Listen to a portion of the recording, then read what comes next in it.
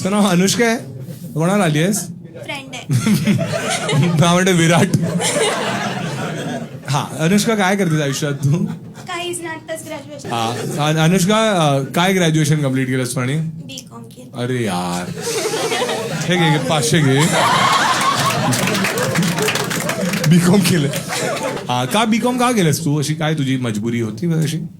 काय नाही, टाइमपासच करायचं होतं 5 वर्ष. 5 वर्ष? हे कोणतं B.Com 5 वर्षाचं? 3 वर्ष म्हणजे 12th नंतर. अच्छा, म्हणजे तुला 10वी पासूनच टाइमपास करायचा होता. छान छान. आणि आता पुढे काय करशील मग? नाही, शिकायचं. काय शिकायचं आता पुढे? MBA करायचं. अच्छा, MBA करायचंय. आणि सीईटी देणार आहेस, जीमॅट देणार आहेस, काय करणार आहेस? CAT देणार. अच्छा, आणि सीईटी मध्ये काय कट ऑफ विचार केलाय? किती पर्सेंटाईल हवे किंवा काही? जेवढे MBA ला लागणार.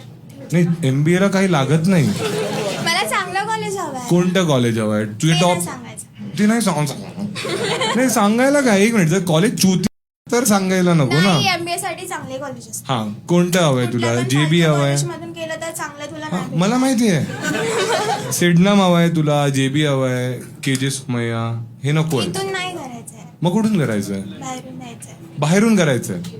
आणि तू सीईटी देऊन करणार आहेस? आता पुरती मला करायचंय. एक मिनिट ऐक, एक तर तू B.Com केलंस ना, त्यामुळे तुला नाही करणार. म्हणून तर लागले. जर बाहेरच्या कॉलेजमधून MBA करायचं तर जीमॅट एक्झाम द्यावी लागेल. सीईटी जी आहे ही महाराष्ट्राची एक्झाम आहे, ते माहिती. माहिती आहे. मग सीईटी का देतेस? बाहेरूनच MBA करायचं तर. टाइमपास. फुल व्हिडिओ युट्यूबवर आहे, पटकन जाऊन पहा.